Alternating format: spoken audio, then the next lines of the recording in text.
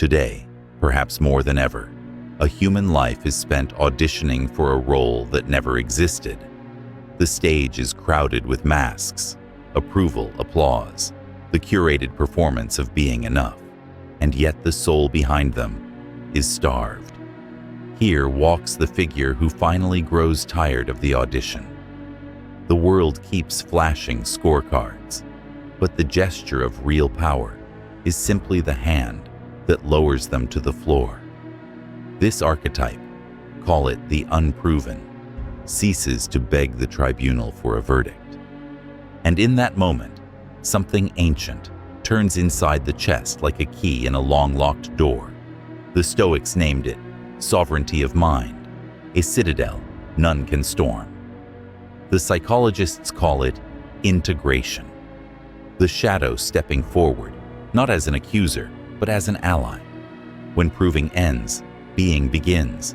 When being begins, worth emerges like a mountain from fog. Watch closely. The one addicted to proving is a creature of mirrors. He moves when they move, smiles when they shine, collapses when they break.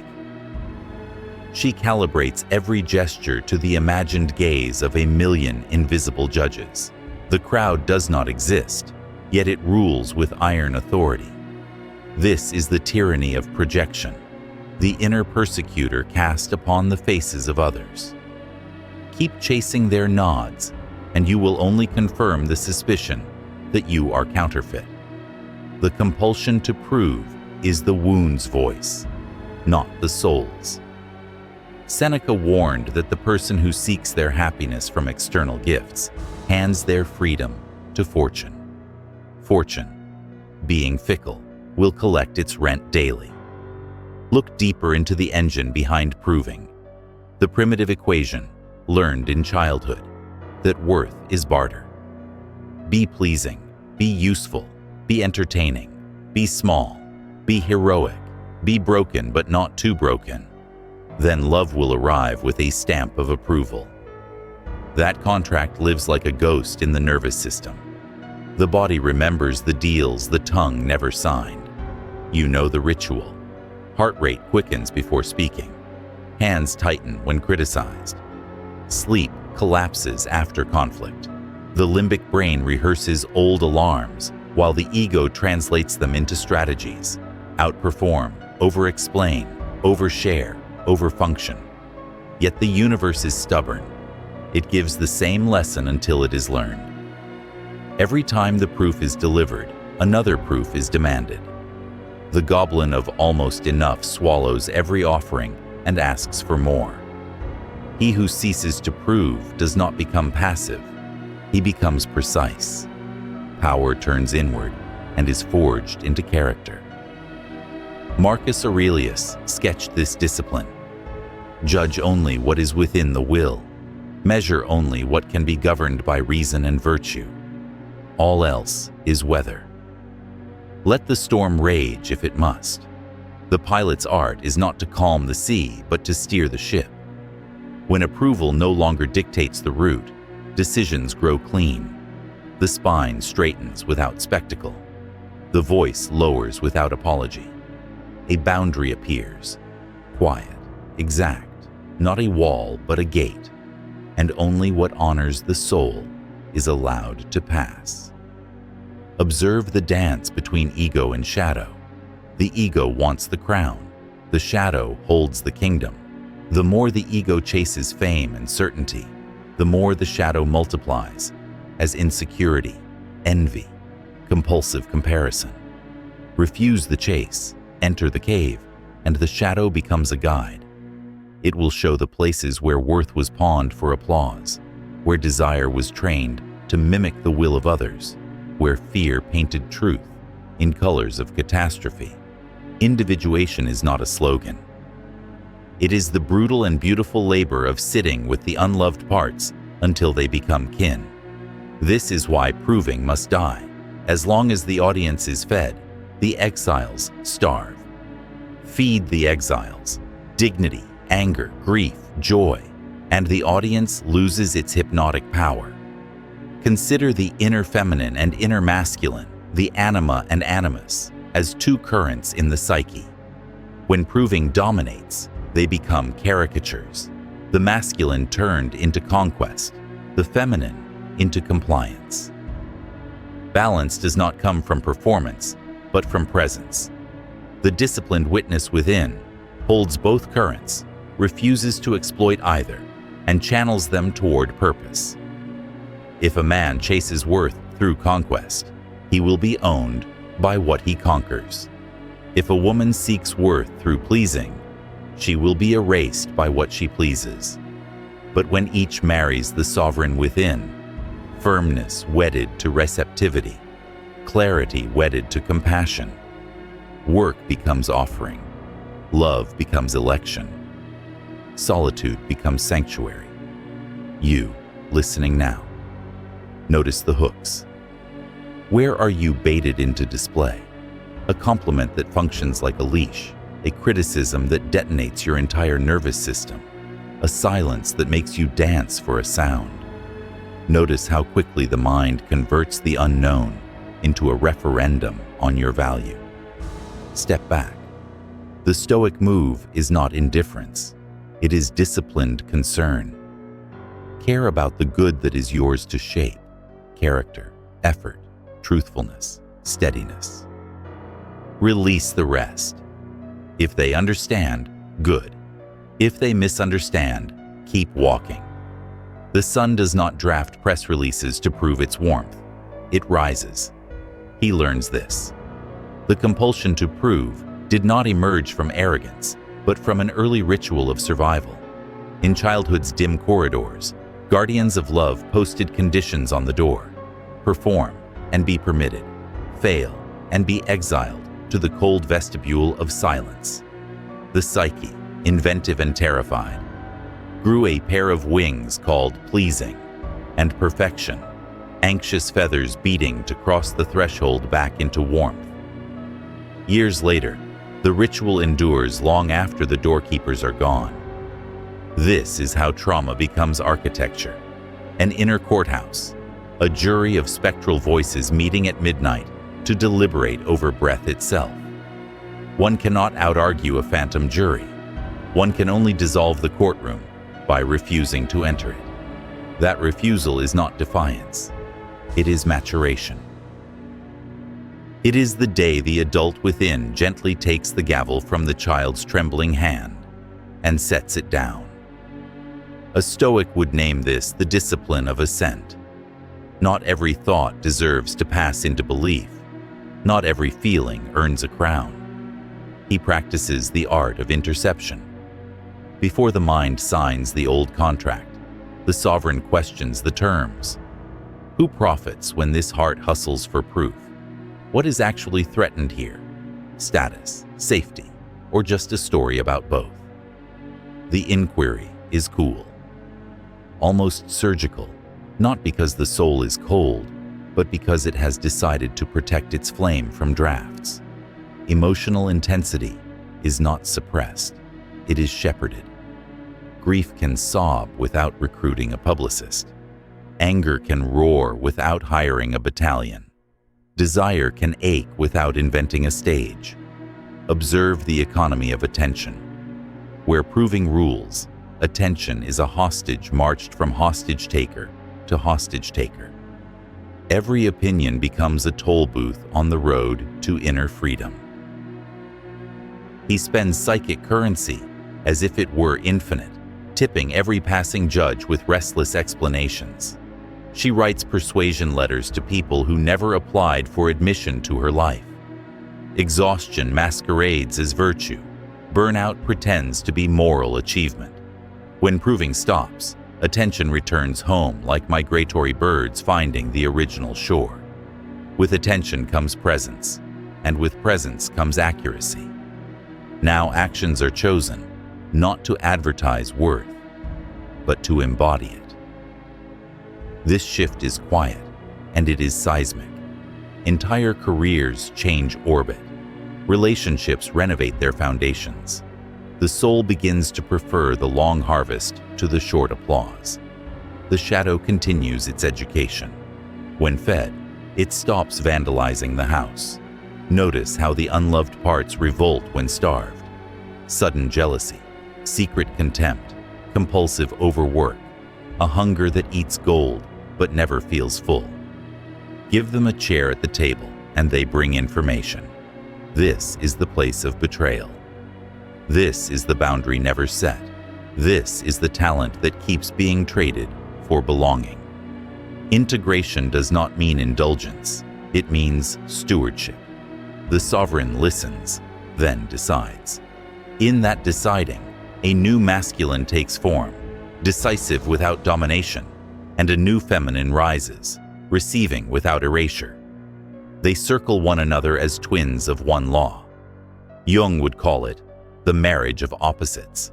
The ancients might call it the logos, passing through human clay to harden it into a vessel. Consider how the body collaborates. The nervous system is the archive of everything the mouth could not say. When a compliment arrives, do shoulders tense as if awaiting a hook? When a pause follows a message, does the stomach fold as if expecting exile? These are not flaws. They are unedited drafts. Practice becomes ceremony. Slow breath when the court summons arrive. Measured action when the verdict demands instant compliance. Voluntary simplicity when the appetite cries for trophies. Stoic exercises. Imagining loss to cultivate gratitude. Choosing discomfort to practice fortitude. Reshape physiology into partnership with virtue. As the body learns that it will not be thrown out of love for being ordinary, adrenaline retires from its ancient overtime. You might notice the world's reaction.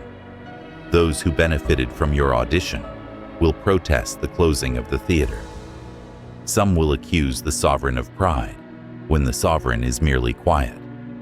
Others will test the new gate, hoping the hinge squeaks open under nostalgia or guilt. Let them test. Gates exist to be tested. That is how they learn their own strength. Keep the standard simple.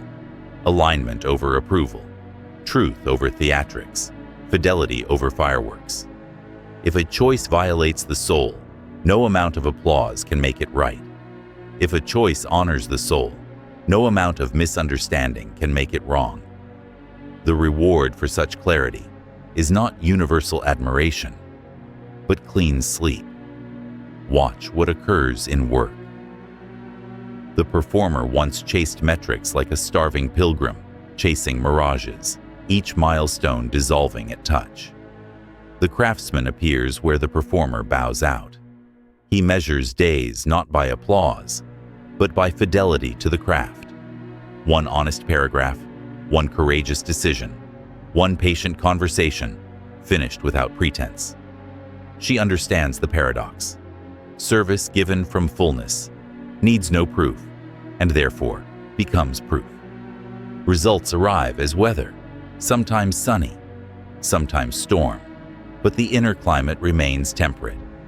Fortune is greeted, not worshipped. Setbacks are studied, not dramatized. The locus of evaluation moves from the balcony to the backstage, where character handles the ropes. And then there is love. Without proving, romance ceases to be a continuous audition for the role of worthy partner. Two sovereigns meet at the border of shared truth. Need is confessed without theatrics, desire offered without persuasion, limits drawn without apology. The dance loses its panic. Intimacy becomes the art of mutual liberation. The archetype of the hunter, obsessed with conquest, evolves into the guardian, devoted to stewardship. The archetype of the muse, performing to be chosen, evolves into the chooser, inviting from fullness. In such company, tenderness grows teeth. It protects what it cherishes. You, at this threshold, step back from the mirrors that keep demanding a performance. Let silence be the first audience that never leaves mid-show. Let conscience be your only critic with a permanent seat. The world will keep selling louder microphones. Choose instead a deeper route, proving is a ladder that leans forever against the wrong wall. Climb down, touch ground, begin to build. There comes a moment when the persona, polished, articulate, tireless, begins to feel like glass armor. It shines beautifully and shatters easily. The archetype who stops proving hears the fracture before the crack appears. He removes the armor not to become unprotected, but to become unpretendable. She discovers that soft does not mean weak. It means unhidden. What once gave safety now demands a performance it never ends. The soul refuses. In that refusal, a different kind of protection grows: congruence. Congruence is the shield the world cannot counterfeit. The marketplace of worth is loud. Banners wave, influence, reputation, desirability, credentials, alliances. The currencies trade at manic speeds. Comparison functions like a stock ticker. Envy whispers insider tips. Yet the sovereign learns to close the exchange at dusk. He takes inventory, not of public price, but of private value. Did he act with justice, temperance, courage, practical wisdom? She studies the ledger of inner economics, where attention was well invested, where energy was wasted as interest paid to fear. This is Stoicism made intimate. Virtue as accounting, life as stewardship, time as sacred capital. Observe how the psyche deprograms the reflex to perform.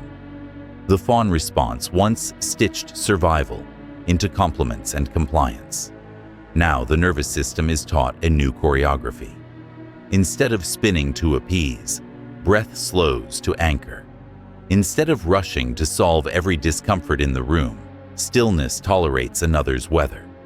Instead of dramatizing defeat, the mind returns to the controllable: interpretation, choice, action.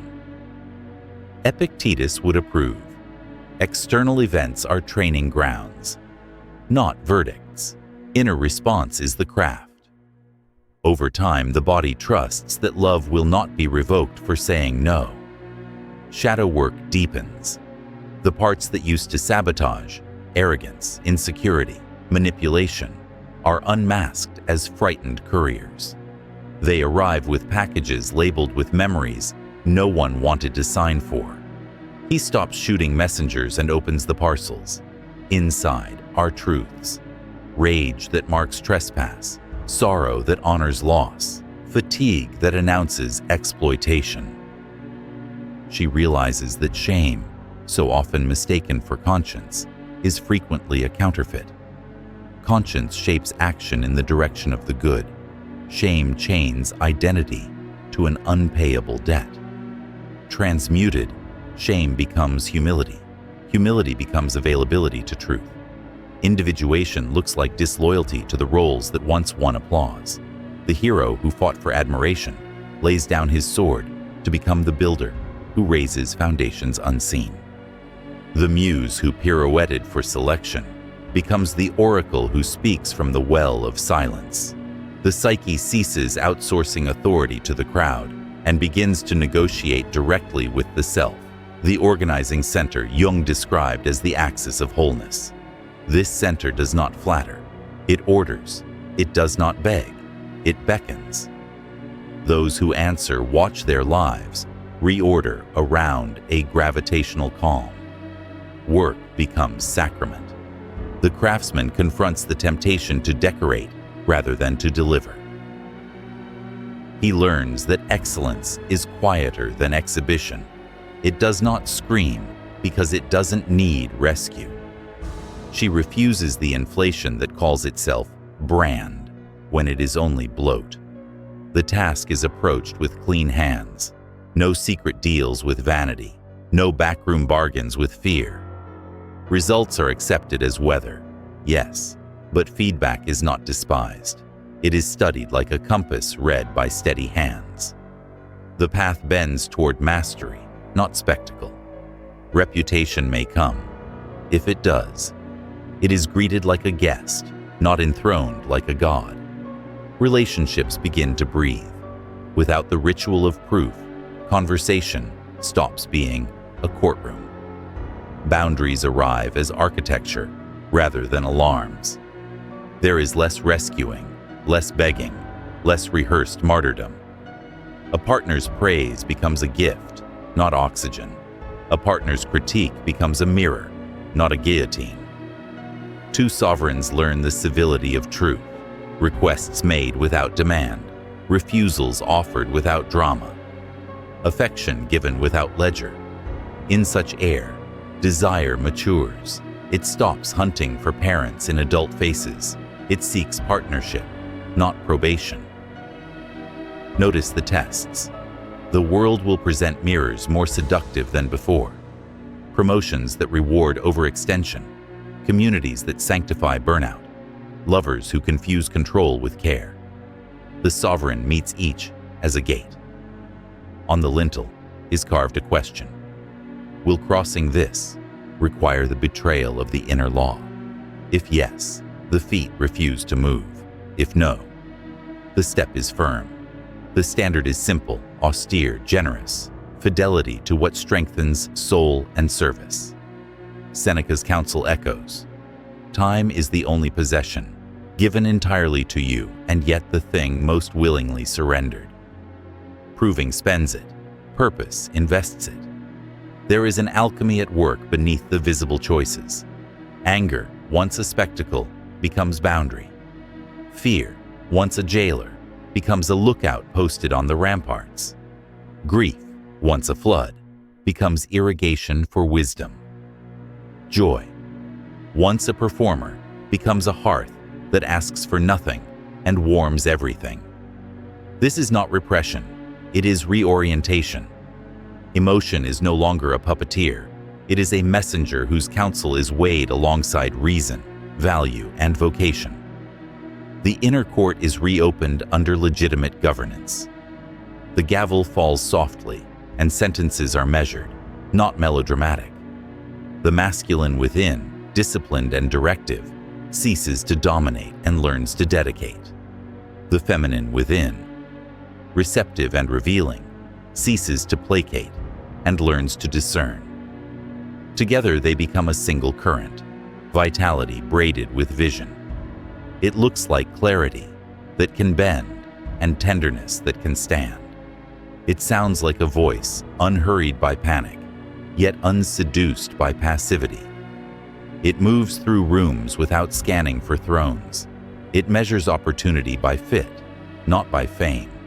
It knows the subtle difference between a stage and an altar, and chooses the altar. You, hearing this cadence, may feel the urge to run to the nearest mirror to check whether transformation has begun. Resist. Mirrors reflect performance more readily than essence. Instead, check the calendar and the conscience. Do the days arrange themselves around what matters, or around who might be impressed? Does the inner witness speak with relief, or with suspicion at nightfall? Real power grows in places that do not trend. Solitude, steady practice, honest friendship, clean rest. From there, the world is approached with quiet fire. Silence starts instructing where noise once seduced.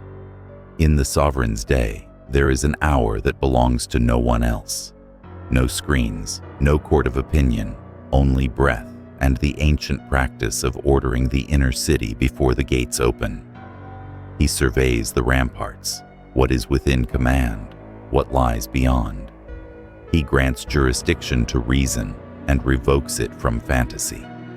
She rehearses loss the way Stoics recommended, not to darken the mind, but to polish gratitude. Imagine the job gone, the title removed, the lover absent, the body older, then return to the present with gentleness. This rehearsal breaks addiction to possession and unties the heart from the gold chains of outcome. When the day later delivers both courtesy and insult, they find a mind that has already practiced survival. Observe how purpose restructures desire. Where proving governed, desire fixated on spectacle. Where presence governs, desire learns craftsmanship. The archetype moves from stage to workshop. Plans tighten, rituals form. He ends the pact with frantic yeses that were signed from insecurity, not from vocation. She retires the mask of unending accommodation and becomes a steward of finite hours. A schedule becomes a moral document.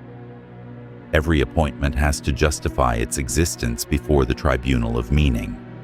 Does this strengthen character, deepen service, or multiply peace? If not, it departs the calendar without ceremony.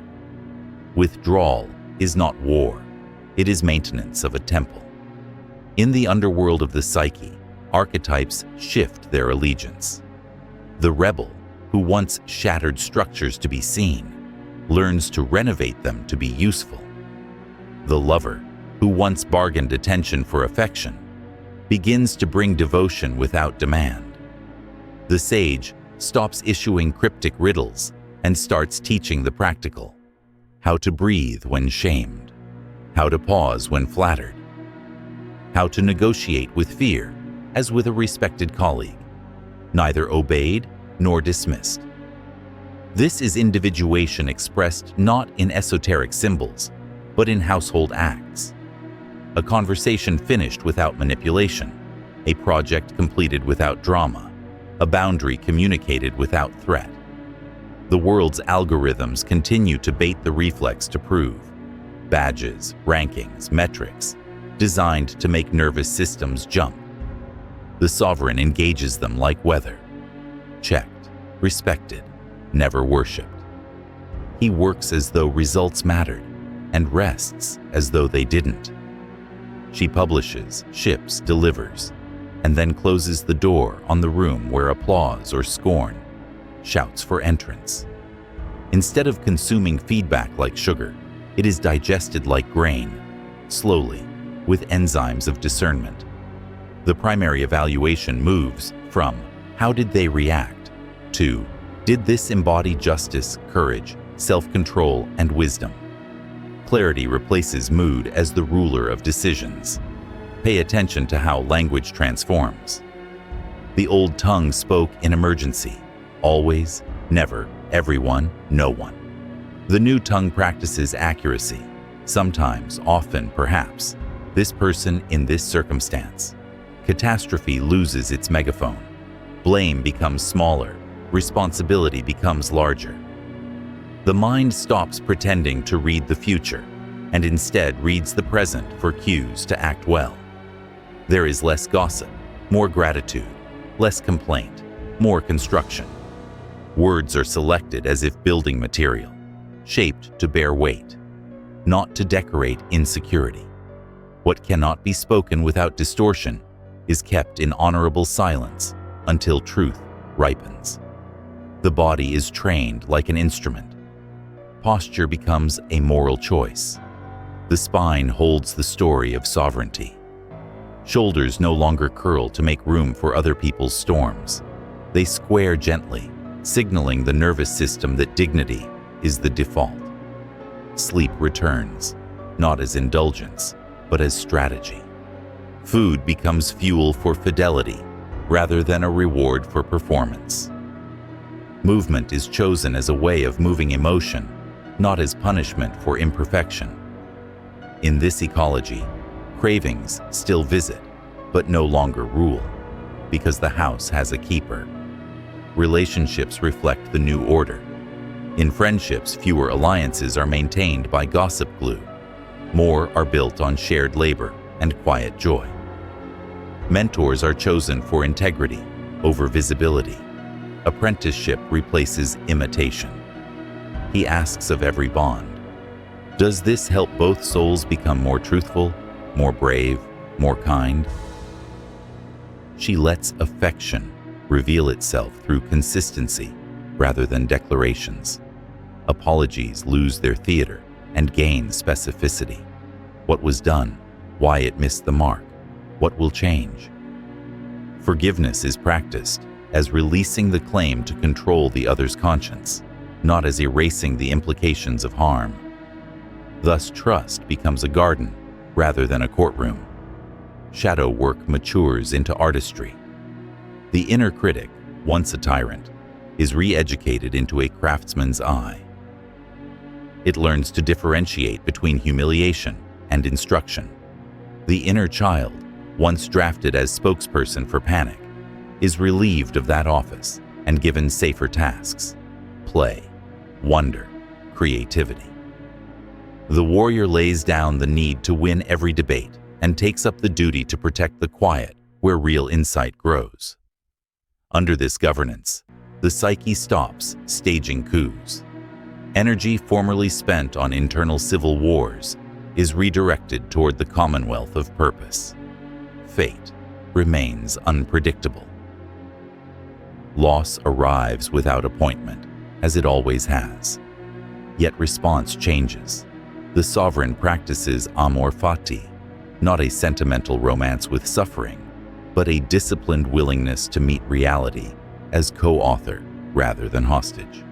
He studies what a setback makes possible that comfort could not. She refuses to mythologize pain into identity or to deny it into pretense. Grief is given time. Meaning is given patience. This patience is its own dominance. It refuses the cultural compulsion to produce a triumphant narrative immediately after the wound. Quietly, the wound knits under unglamorous care. Consider how ambition evolves. It no longer seeks to place a crown on a restless head.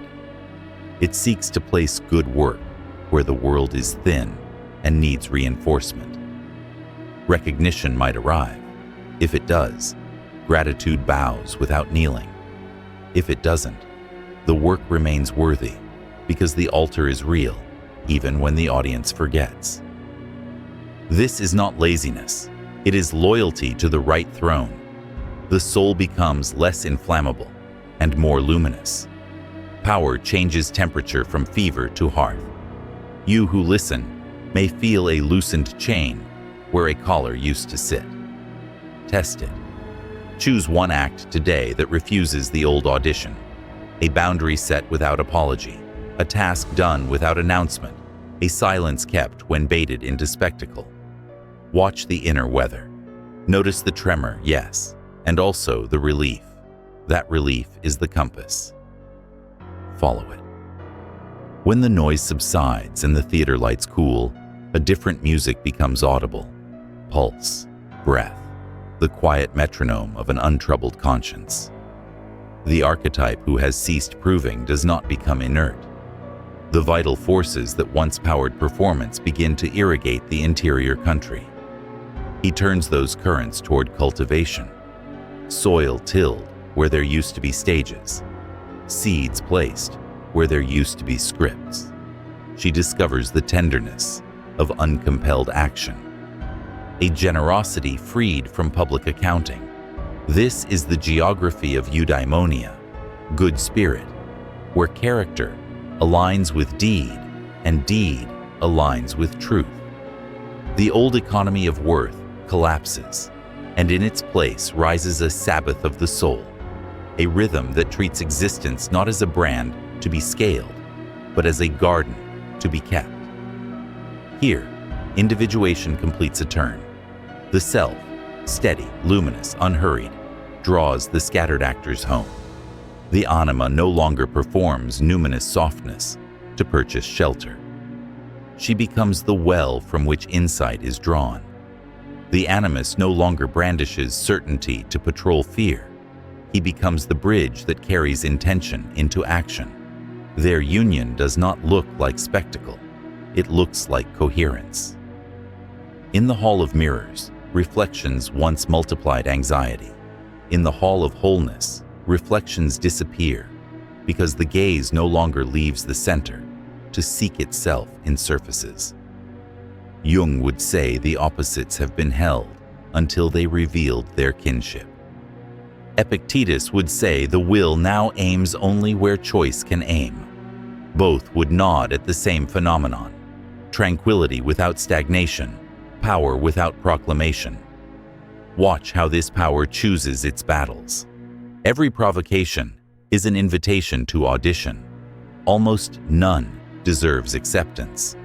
He learns to distinguish between the challenge that sharpens and the challenge that siphons.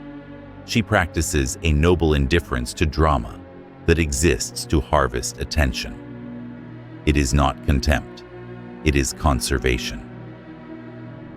The psyche stops renting rooms to passing storms.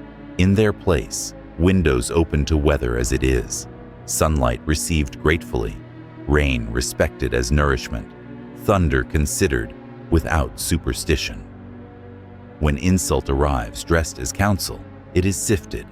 When flattery arrives dressed as love, it is unmasked. The inner court keeps its procedures intact, evidence weighed, motive examined, jurisdiction checked. Verdicts shrink to the measure of reality. The body joins this sovereignty with gestures so small they are almost invisible. A breath taken before reply, a hand unclenched during disagreement, a step back from the compulsion to explain. Sleep gains integrity, waking gains patience. Food is chosen because life is long. Movement becomes rehearsal for courage. The heart learns to speed without panic and slow without shame. Even pain enters a cleaner contract.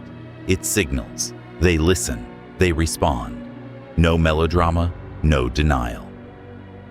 Grief is permitted to wash through without turning the house into a museum of losses. Joy is permitted to brighten without turning the house into an amusement park. The nervous system trusts the steward.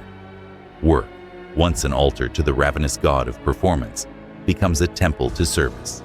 Tasks are selected for fit, not for optics. Excellence is pursued as a way of honoring the gift, not as a way of seducing fate. The craftsman holds a discipline that would look ascetic if it were not so quietly celebratory.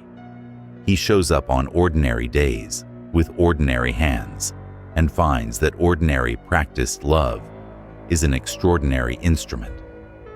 She refuses to turn vocation into theater and discovers that impact prefers sturdy vessels. Results still come and go. The weather is the weather. What remains is the hearth of meaning at the center of the house, where a small, faithful fire makes a whole life warm. In love, two sovereigns choose covenant over performance.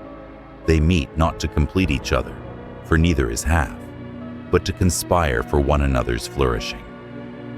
Boundaries are offered as hospitality. This is how to love me well. This is how I will love you well, not as weapons. Desire matures into a form of attention that refuses control and refuses erasure. It is a gaze that blesses without gripping. When conflict comes, as it always does, truth is invited to sit between them like a third presence they both respect. Because worth is no longer a joint account open to embezzlement by insecurity, forgiveness becomes possible without amnesia, and trust is rebuilt with small, repeated bricks rather than dramatic gestures that crumble under weather. You, standing in this new air, may feel an unfamiliar lightness, a slack in the rope that once dragged you toward other people's altars. Test it with choices that belong wholly to you. Decline the meeting that counterfeits meaning. Say yes to the apprenticeship that has no audience. Offer love where no ledger will record it. Accept obscurity when it is the price of integrity. Let praise pass through you like wind through a field, noticed, appreciated, not stored. Let blame pass through you like rain across stone, felt, instructive, not engraved. When you wake, ask the simple Stoic question: what good is mine to do? When you sleep, answer the simple conscience: was I faithful to that good? These are the rails on which peace travels. In time, the old temptations lose color.